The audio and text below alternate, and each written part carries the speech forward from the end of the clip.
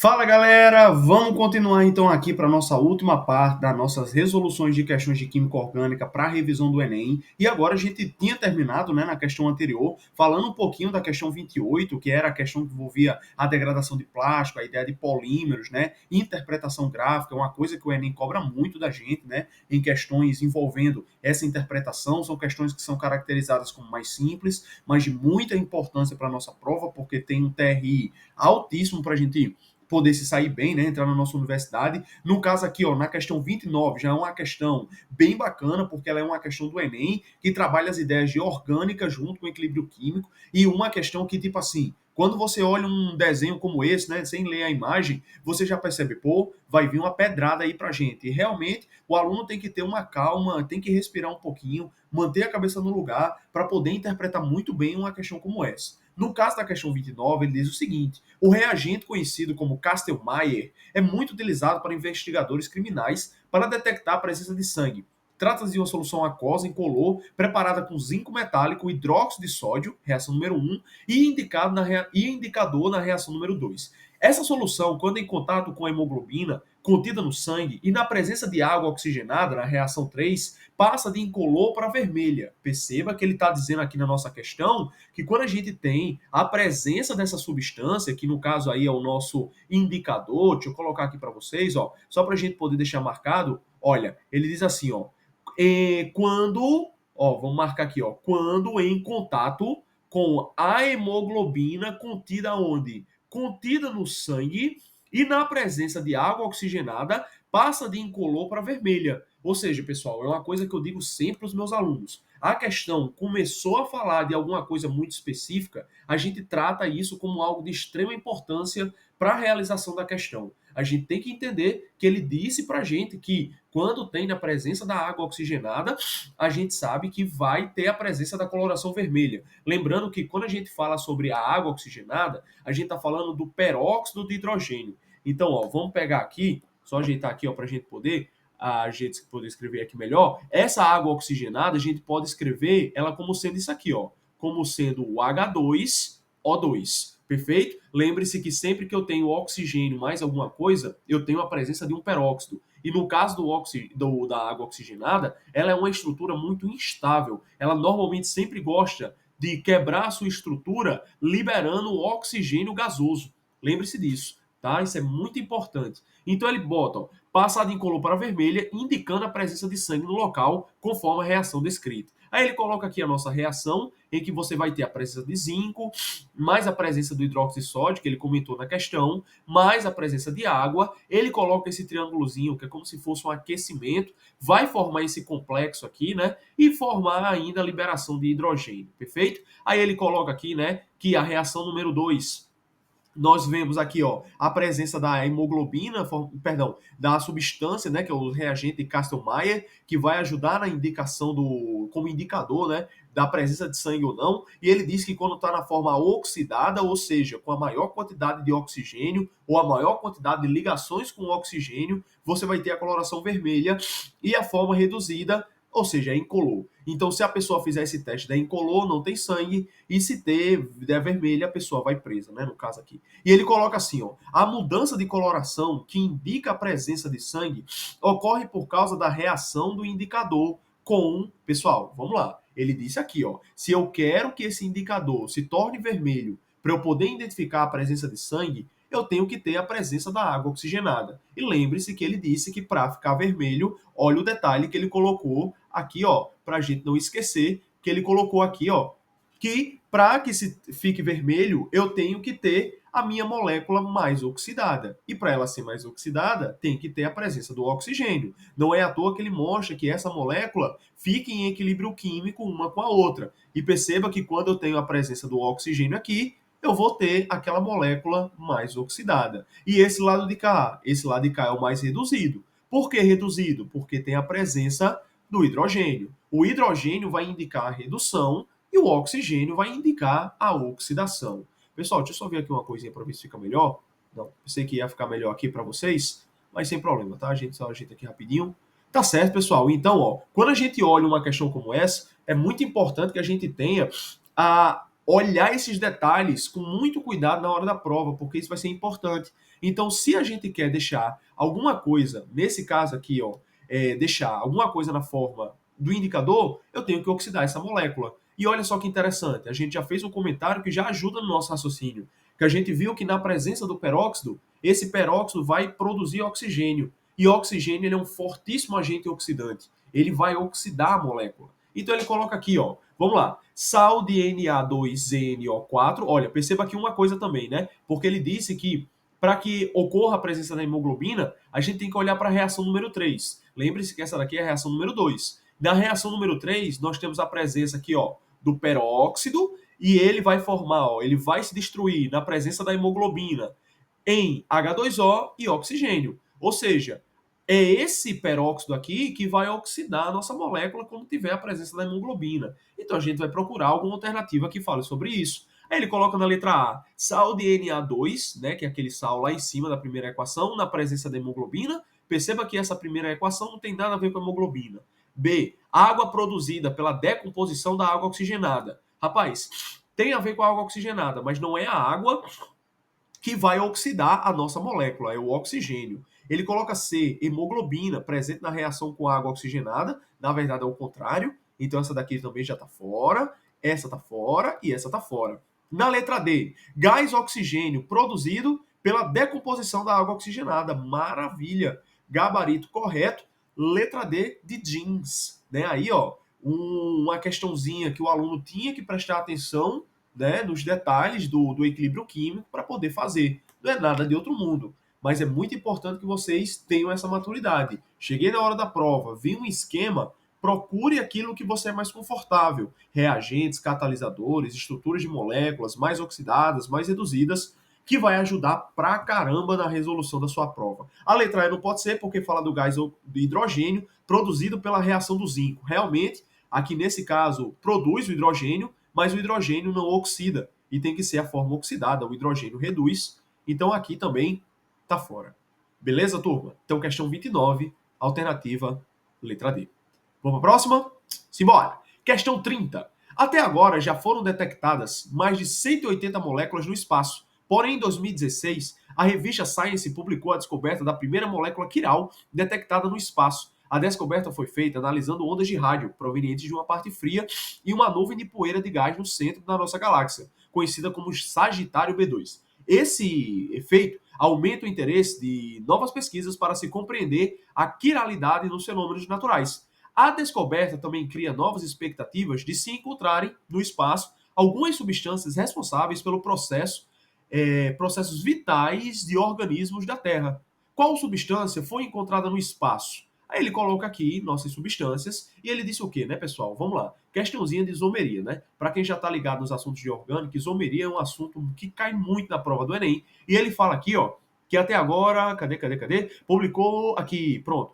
Publicou a descoberta das primeiras moléculas quirais. Pessoal, molécula quiral só pode ter a ver com isomeria óptica, né? E o que é um isômero óptico, professor? É aquele isômero que vai poder desviar a luz, tanto para a direita ou para a esquerda, né? Lembrando que para desviar a luz tem que ter esse carbono quiral. E o carbono quiral é o quê? É aquele carbono que está ligado a 4 radicais diferentes, praticamente com a estrutura genérica igual a essa daqui, ó. A gente coloca assim, ó, que é R1, aí aqui, ó, R2, aqui, ó, R3 e aqui R4.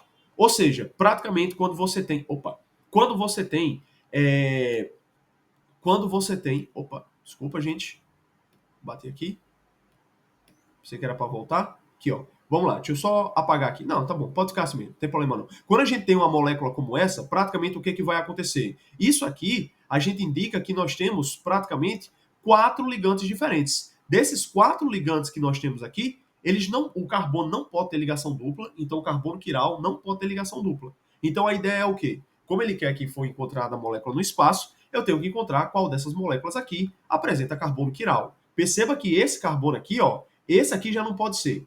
Por quê? Porque ele tem dupla. Se ele tem dupla, isso aqui já não é quiral. Quando a gente olha esse outro carbono, mesma coisa. Hidrogênio e hidrogênio, 2 são iguais. Se 2 são iguais, não tem quiralidade. A mesma coisa nessa cadeia aqui de baixo. Aqui tem 2 hidrogênios, aqui tem 2 hidrogênios, aqui tem 2 hidrogênios. Perfeito? Agora, olha só. Quando a gente olha para isso aqui, também não vai ter carbono quiral. Professor, por que não vai ter carbono quiral? Porque esse ligante aqui é igual, esse ligante aqui é igual a esse ligante.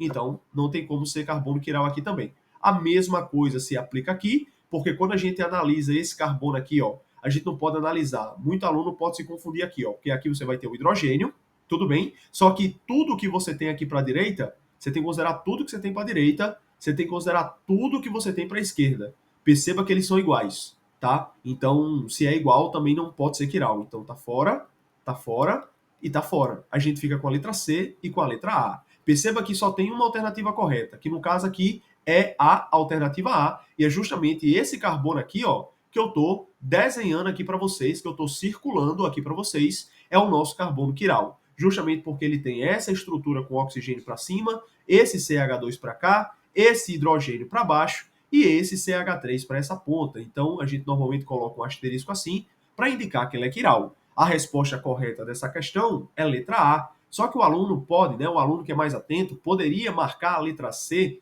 também como um distrator. Professor, mas me diga uma coisa, esse carbono aqui, ó, ele não é quiral não? Concordo com você, ele é quiral sim. Agora, qual é o grande detalhe? Quando você vê esse carbono aqui, perceba que ele tem esse grupo, que é diferente desse, que é diferente do hidrogênio, que é diferente de todo esse grupo aqui embaixo. Perfeito? Então, como ele é todo diferente, perceba que esse carbono também é quiral. Professor, então tem duas estruturas quirais? Não, vamos com calma. Agora que você visualizou isso aqui, perceba uma coisa. Ó, deixa eu apagar aqui para não ficar muito poluído. Você percebe que esse carbono aqui e esse carbono aqui, ambos são quirais? Gente, isso aqui é normalmente o que a gente chama de um composto meso. Professor, o que é um isômero meso ou composto meso? É que perceba que esse carbono aqui, ele tem praticamente uma mesma estrutura dessa daqui. Ou seja, ela é uma estrutura opticamente inativa, justamente porque você tem uma compensação interna dentro desse composto. Porque um lado desse composto, um lado desse carbono quiral, é o mesmo lado desse outro carbono quiral. Então a molécula ela se compensa e acaba não apresentando atividade óptica. Então, quando você tem esses lados iguais, porque você vai ver ó, que desse lado aqui para cima você tem esse grupo, que é a mesma coisa desse grupo aqui embaixo. Tá vendo que eles são iguais aí agora que eu separei? Você percebe que são os mesmos? Então, como eles são iguais, tem essa compensação, fazendo com que não seja a nossa resposta correta. Então, é uma questão mais avançada, mais detalhe, mas é muito importante que vocês saibam disso. Beleza, pessoal? Então, não esquece, composto meso é aquele que tem compensação interna. Bacana? Então, ficamos com o gabarito letra A. Bacana? Vamos lá. Questão 31 agora. Ele pergunta o seguinte: a estrutura a seguir representa a morfina, um fármaco com alto poder analgésico utilizado em casos de dores severas ou cuja molécula existe a presença de carbonos quirais, carbonos estereogênicos. Professor, o que é isso? É porque a gente pode chamar as isomerias espaciais de estereoisomeria, que são essas isomerias espaciais, que têm mais de uma dimensão, duas dimensões no caso, né? Aí você vai ter a isomeria geométrica e a isomeria óptica. Aí ele fala assim, ó, analisando a estrutura da morfina, constata-se que o número de carbonos quirais presentes é igual a... Pessoal, tá aqui a estrutura da nossa morfina. Gente, como é que eu vou fazer para encontrar os carbonos quirais? Gente, é só procurar as ligações que tem esses desenhos aqui, ó. Você procurando essas ligações que tem esses desenhos, fica muito mais fácil de você encontrar a quantidade de carbonos quirais, porque nas extremidades aqui você vai ter sempre um carbono quiral. Então você tem aqui, ó, 1, 2, 3, 4, 5 carbonos. Olha que simples. Então o gabarito da nossa questão é o quê? Gabarito da nossa questão é a alternativa C, justamente 5 carbonos. Professor, então eu posso usar essa técnica sempre? Claro que pode. Só ter cuidado, tá? Que é na extremidade, você analisa se tem ligantes diferentes, porque aqui em cima, ó, você vai ter um hidrogênio para baixo e um hidrogênio para cima. Se eles são iguais, não é carbono quiral. Então esse carbono aqui de cima não é quiral, tá certo? Você percebe que aqueles que estão dentro do ciclo, na extremidade, praticamente nessas ligações assim, que é a cunha para frente e para trás, vai indicar essa espacialidade. Beleza, turma? Questãozinha simples e rápido aqui para vocês. Gabarito da 31, letra C. Vamos para 32? Ele fala o seguinte: Em uma das etapas do ciclo de Krebs, ocorre uma reação química na qual foi o íon succinato é consumido. Observe a forma estrutural desse íon, imagem ao lado. Aí ele coloca aqui, né? No caso, está aqui o nosso íon, tá, pessoal? Aqui, ó. Está aqui o nosso íon. Na reação de consumo do succinato, pode ter dois hidrogênios, formando o íon fumarato. Sabendo que o íon fumarato é o isômero geométrico trans, sua fórmula estrutural corresponde a... Pessoal, vamos lá. Praticamente, o que, é que vai acontecer? Como é que eu sei que eu tenho um isômero trans e um isômero cis? Primeiramente, você tem que ter a presença de ligação dupla entre os carbonos, certo? Uma das condições é essa daqui, ó. Você tem que ter um carbono fazendo uma ligação dupla com outro carbono. Só que dentre esses radicais, você não pode, né, que são os ligantes a esse carbono, você não pode ter ligantes iguais. Ou seja, você pode ter ligantes iguais quando você tem carbonos diferentes. Perceba que R1 é igual a R1, mas estão em carbonos diferentes. Se esse R1 tivesse aqui e tivesse outro R1 aqui em cima, não seria considerado carbono quiral, ou, perdão, isômero geométrico. Não existe isso. Então tem que ter os 4 ligantes diferentes ou 2 ligantes diferentes no mesmo carbono. 2 ligantes iguais não pode. Lembrando que ele quer aqui, ó, deixa eu pegar o nosso marcador, ele quer que a gente encontre o isômero trans da nossa molécula. Professor, e como é que eu sei o que é o isômero trans? Primeiramente, é quando a gente tem o seguinte, ó. Imagine aqui que você tem uma ligação dupla entre carbonos e aqui você tenha um ligante de maior prioridade 1 aqui em cima. Aí aqui agora eu vou colocar prioridade 2 e aqui, ó, prioridade 2. Os que têm maior prioridade eu vou chamar de prioridade 1. Perceba que os dois de maior prioridade estão do mesmo lado do plano. Professor, não estou vendo o plano. É só você, ó, dividir a molécula no meio. Dividiu a molécula no meio, percebe que eu dividi em plano 1 e plano 2. O plano 1, né, deixa do mesmo lado cis. Esse composto aqui é o isômero cis, tá?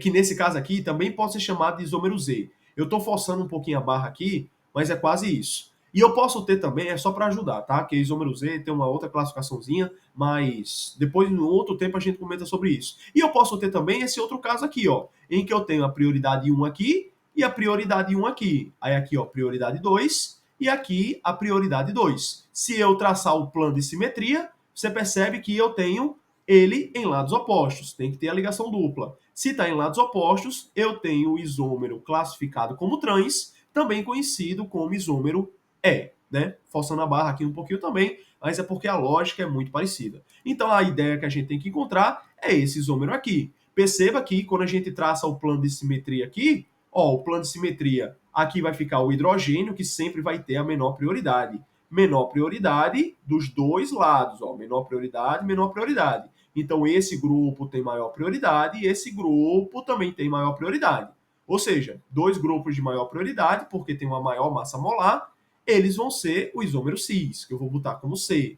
Aqui a gente já descarta, porque tem ligação tripla, não pode. Aqui a gente já descarta, porque tem ligação tripla, não pode. E aqui embaixo a gente já marca a nossa resposta correta. Justamente porque eu traço aqui, ó, o de maior prioridade está aqui em cima e o outro de maior prioridade está aqui embaixo. Então, em lados opostos, eu tenho o isômero 3, que é o isômero trans. Gabarito correto da nossa questão, letra D.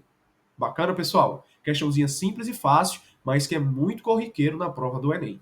Massa? Identificação desses compostos. Vamos à próxima, que está acabando. Vamos lá, questão 33. Ele diz o seguinte, ó. O metabolismo do paracetamol ocorre principalmente no fígado, onde é convertido em substâncias de menor toxicidade, para serem eliminadas pelos rins. A maior parte é transformada em metabolismo inativo através de processos de conjugação, como sulfonação e glugodinação. No entanto, uma pequena fração é convertida em um composto altamente reativo, que é o NAPQ, que é normalmente neutralizado pela glutotinona.